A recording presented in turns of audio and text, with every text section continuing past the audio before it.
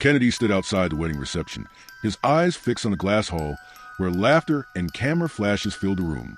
He didn't want to go in, not because he wasn't invited, he was the best man, but because of what just happened. 10 minutes ago, Kemi, the bride's younger sister, had humiliated him in front of everyone.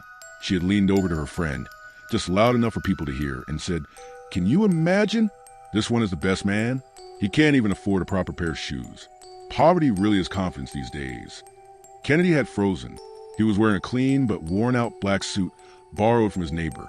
The shoes were his own, scuffed, but he had polished them until they shone. It wasn't good enough for Kemi. Inside, the music was loud, people were dancing, and the MC was hyping the couple like it was a concert. Kennedy slowly walked back in, pretending he didn't hear what she said. But he did. Everyone did. And it stayed with him like smoke on fabric. He smiled through the rest of the event, held the mic when it was time for his toast, and even made jokes. But his heart was boiling. Kemi didn't stop. At the after party, when Kennedy tried to greet her again, she turned to him and said, "You're nice, Kennedy, but try and level up. Money makes everything better, including best man." She laughed and clinked glasses with her friends. By Monday morning, Kennedy had erased the wedding from his mind. He buried himself in his job search like usual. No job, no call back.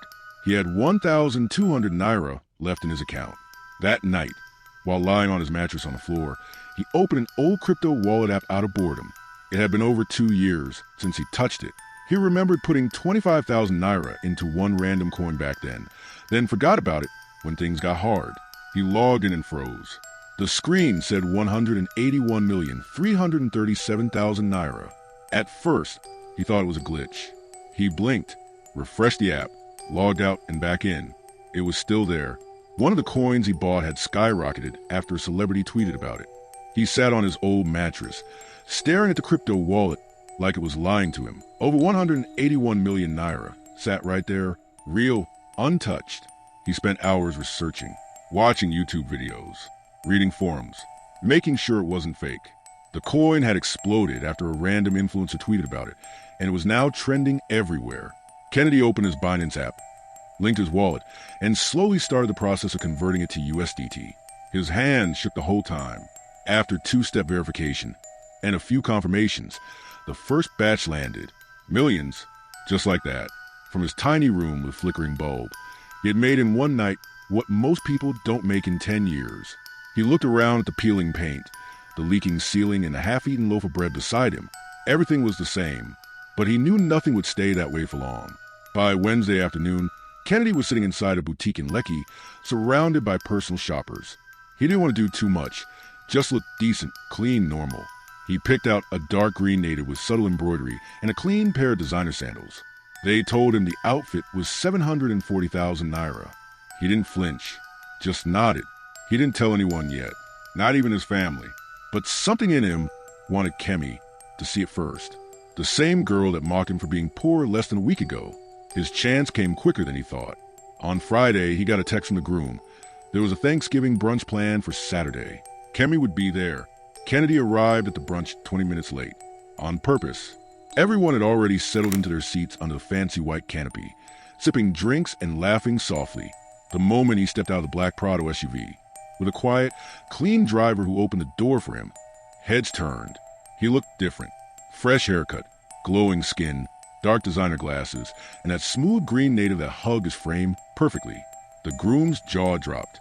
Even the bride blinked like she was seeing a ghost. But Kemi? She choked slightly on her Chapman. She had been in the middle of whispering something to her cousin when she saw him. For the first time in her life, she was speechless. Kennedy didn't rush to greet anyone. He walked in slowly, the way rich men do when they don't know explanations. His phone rang. He looked at it, smiled faintly, and ignored the call.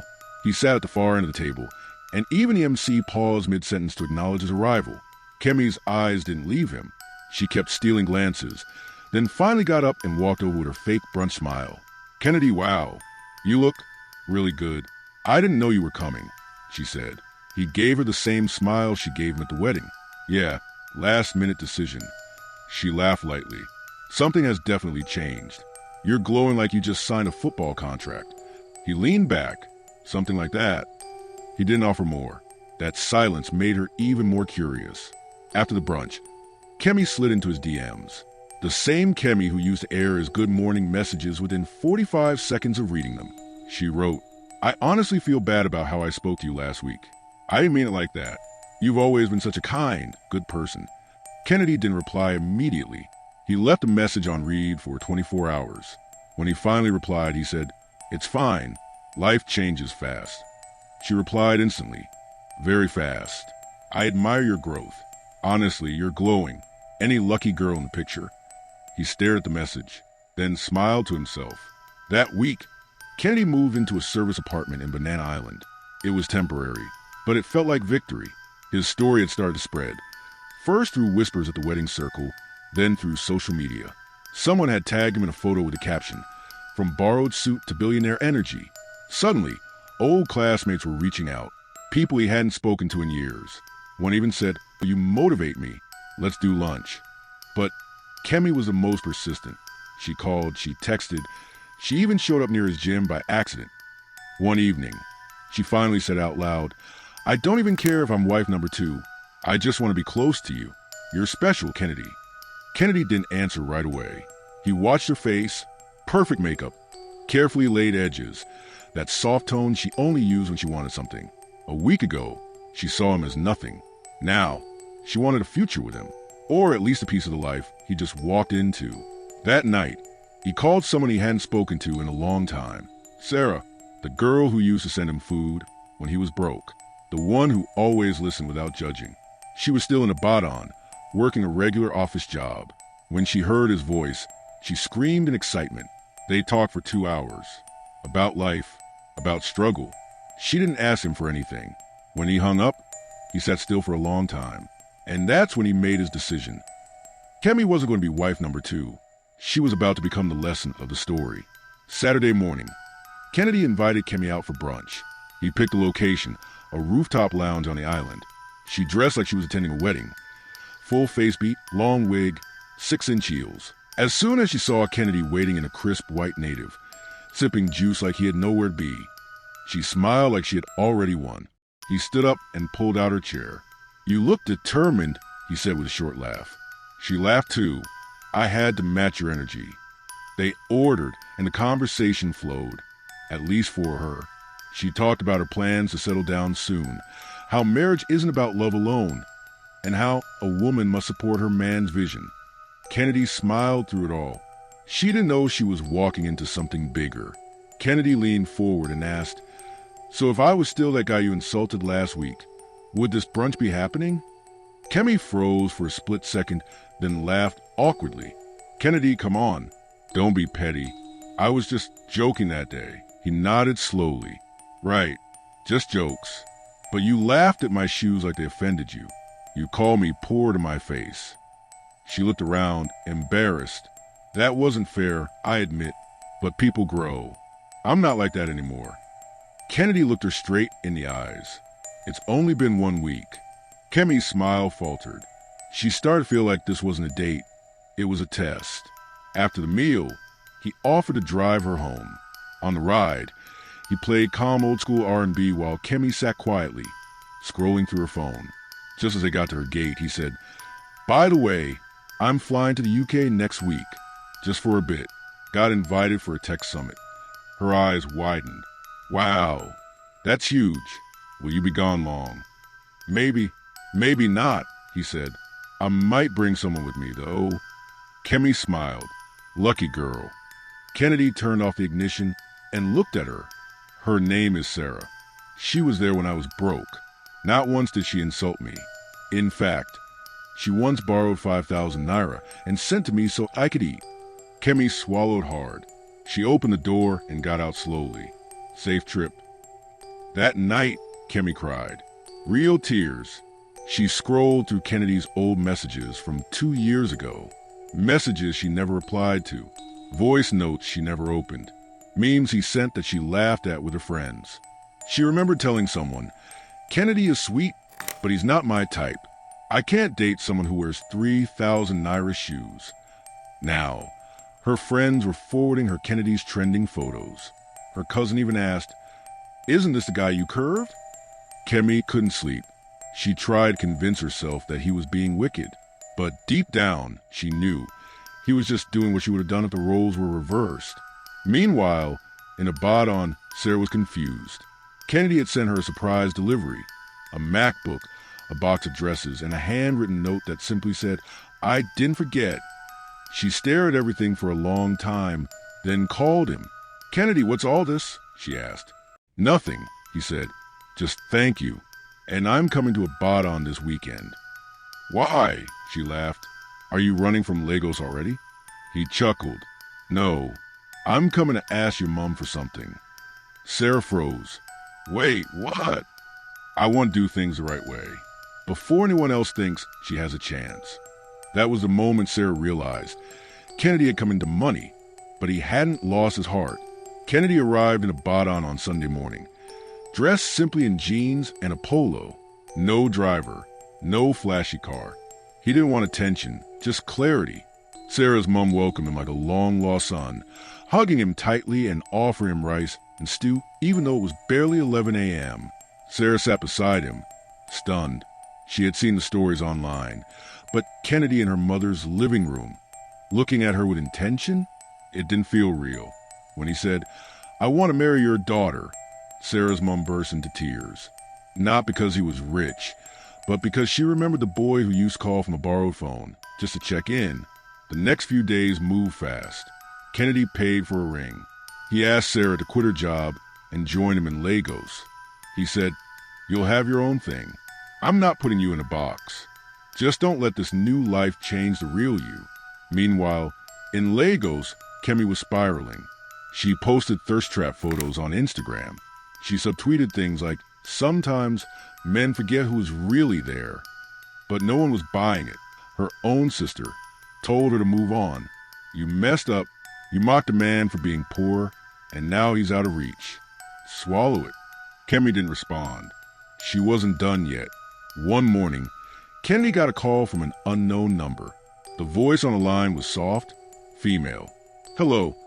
You don't know me, but I thought you should hear this. Sarah used to be engaged." He frowned. "Sorry, who's this?" "Doesn't matter," the voice said. "She was engaged to my cousin, Femi. She left him 2 months before their wedding. No explanation." That whole day, Kennedy couldn't focus. He kept thinking, why didn't Sarah tell me? They had talked for hours. She shared stories, but not this. It wasn't the past that bothered him. It was the silence. That night, Kennedy called Sarah. "Tell me the truth. Were you engaged?" There was a long pause. "Yes," she said. "I was." "Why didn't you tell me?"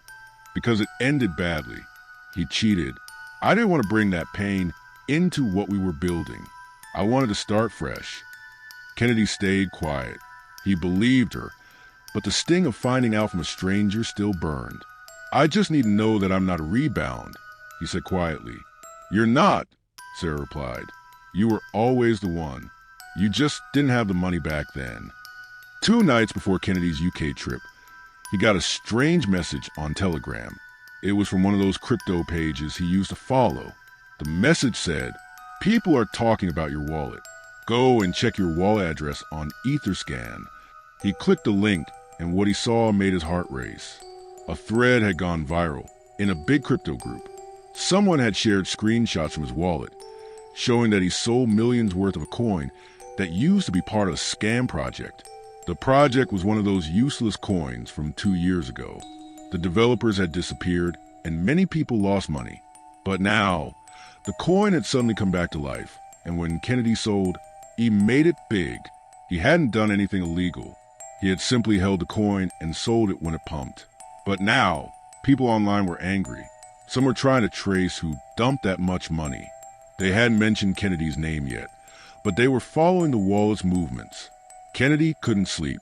His mind was racing. What did they find out it was him? What if people start saying he made his money from a scam? Even if it wasn't true, once it hit social media, it could mess everything up, his new business, his peace, and even the way Sarah looked at him. That night, he sat in the dark with his phone in his hand and a cold feeling in his chest. This wasn't about money anymore.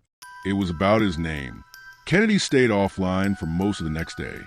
He didn't open Instagram. He didn't reply any messages. He kept checking the crypto groups quietly, waiting to see if anyone would drop his name. His face wasn't out there, but it still felt like he was being watched. He sat by the window, holding his phone tightly. Sarah called twice. He didn't answer, not because he didn't want to, but because he didn't know what to say. She thought he was flying high. Meanwhile, he was afraid the whole world might crash on his head any minute. His business mentor finally called in the evening. Kennedy calmed down. The man said, "You didn't steal anything. You didn't scam anyone. You bought that coin with your own money. You just held it longer than others. You're not the villain here." Kennedy sighed. "Yeah, but people don't care about facts. They care about stories. Once someone spins it wrong, everything I built will look fake." He looked around his apartment, his dream home, new furniture, peace of mind. For the first time since he made money, he felt like he was walking on thin ice. All this time, he thought the struggle ended when he got rich. But now he knew the real struggle starts after the money comes. By the next morning, the crypto talk had cooled down. Nobody mentioned his wallet again. The internet had moved on to another trending story, some celebrity cheating scandal. Kennedy sat on the bed, breathing deeply for the first time in days. He wasn't exposed. His name stayed clean. He called Sarah. She sounded sleepy. "You disappeared," she said gently. "I needed to think," he replied. "I got scared." "Of what?" "That all of this could disappear. That I could lose everything, even you." Sarah laughed softly. "You won't lose me, Kennedy. I didn't choose you because you had money. If money was all I wanted, I would have married Femi." That name still made his chest tighten a bit, but he didn't say anything. "I chose you," she continued, "because when you had nothing, you still had heart." 3 days later, he took her to a small restaurant by the water. No cameras, no show, just 2 glasses of juice, 1 small box, and a question he'd been carrying for years. "Will you marry me?" Sarah said yes with tears in her eyes. Not because of the ring, but because she knew Kennedy was the kind of man you stand by, rich or poor. And somewhere in Lagos, Kemi saw the engagement photo on her Explore page. She stared at it for 10 minutes straight, not blinking. The caption read, "She loved me when I had nothing, so now she'll have everything." But Kemi didn't like the post. She just locked her phone and sat in silence.